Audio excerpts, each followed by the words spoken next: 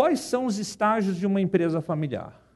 Assim como a grande maioria das empresas que começa familiar, a empresa começa na garagem da família, com o passar do tempo a família vai crescendo, mas a empresa consegue crescer num ritmo maior do que o crescimento da família. Até que ela chega no estágio 3, que é o estágio em que a maioria das empresas familiares quebra. Por quê? Porque no estágio 3, se vocês lembrarem, a cada troca de geração, aumenta o número de pessoas na família.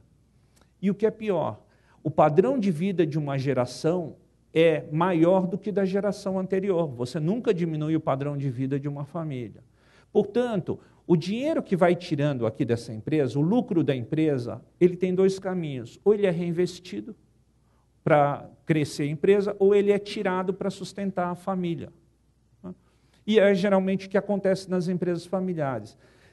A empresa familiar é uma grande bomba relógio, que é isso daqui. Ó. Ela começa a fazer o tic-tac e daqui ela explode. Por quê? Porque não há lugar na empresa familiar para todo mundo da família tirar salário lá de dentro. Ser sócio não tem problema, ela aguenta, porque vai receber lucro se tiver lucro. Mas trabalhar na empresa, além de ter gente que tem capacidade e gente que não tem capacidade, você ainda tem o problema que não dá para sustentar todo mundo. Então, uma coisa que vocês precisam analisar na empresa de vocês é olhar a empresa e falar o seguinte: essa empresa nossa vai ter condição de sustentar todo mundo que depende dela com o padrão de vida que eles estão acostumados? Se vocês chegarem à conclusão que sim, ótimo, ela vai continuar caminhando, mas a grande maioria vai ver que não, que a empresa não tem condição de sustentar todo mundo que vem aí pela frente. De novo, não tem condição de sustentar trabalhando na empresa, como sócio, perfeitamente possível. Tá? Bom, qual é a solução então? Do estágio 3, a gente tem o estágio 4 ou o estágio 5. O estágio 4, algumas pessoas da família saem, e o estágio 5 é quando um primo mete a mão na cara do outro, e aí não pode ficar mais ninguém na empresa, porque acabou a moral para ficar lá dentro. Então, o estágio 4 é o estágio que eu mais gosto de trabalhar. Tá? O estágio 5, para mim, já descaracterizou a empresa familiar, acabou com aquele vínculo que mantinha as pessoas ligadas. Então, eu vou trabalhar com vocês em cima do estágio 4.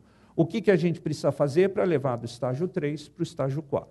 O mais importante do que competência é a capacidade emocional das pessoas lidarem com família.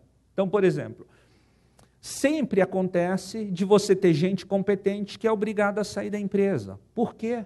Porque, pessoalmente, como ser humano, como emocionalmente, é uma pessoa que não tem condição de lidar com o outro. Eu vou mostrar para vocês aonde dão alguns problemas. Então, eu tenho aqui uma família no estágio 3 e vou passar ela para o estágio 4. Eu mantive uma parte da família dentro da empresa. Só que eu queria mostrar para vocês o seguinte: a família tem que ter harmonia familiar, e a empresa tem que ter maturidade administrativa. Raramente, numa empresa familiar, filho recebe o salário da função que executa. Porque se mistura salário com o que o filho precisa para se sustentar. A regra normal é que o filho recebe de remuneração quanto precisa para manter o padrão de vida que está acostumado. Casou, aumenta salário, tem filho, aumenta salário. O certo seria ter o salário da função que executa e o que fosse ganhar mais, ficar claro que é mesada do papai e da mamãe. Não é porque está trabalhando na empresa. Esse é um problema que a gente tem, por exemplo, de harmonia familiar. Quando tem irmãos trabalhando na empresa, como que é o salário deles? Ou primos? É igual. Por que é igual? Porque para manter a harmonia familiar, vamos pagar igual para todo mundo, para não ter briga entre primos, entre tios aqui. Pessoal, isso é ótimo para cá, mas é péssimo para a maturidade administrativa.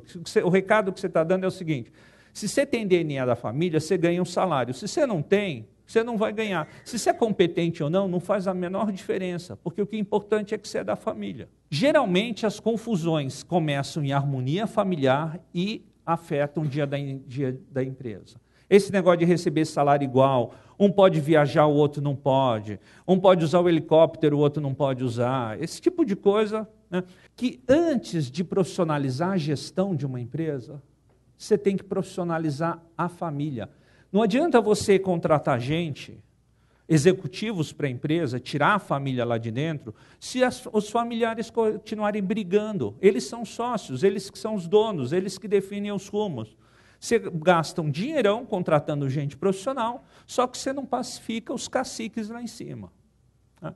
Em outras palavras, o que significa isso? Profissionalizar a empresa é estabelecer regra de convivência entre os sócios. Tá? Uma das regras, por exemplo, deixar claro para os filhos que herdeiro ou herdeira vai ser quem vai herdar. Sucessor ou sucessora é quem vai continuar trabalhando na empresa da família. Dou um exemplo para vocês, no Boticário. O Boticário só pode tocar a loja do Boticário os familiares que forem homologados. Essa é a palavra que a gente usa. Tá?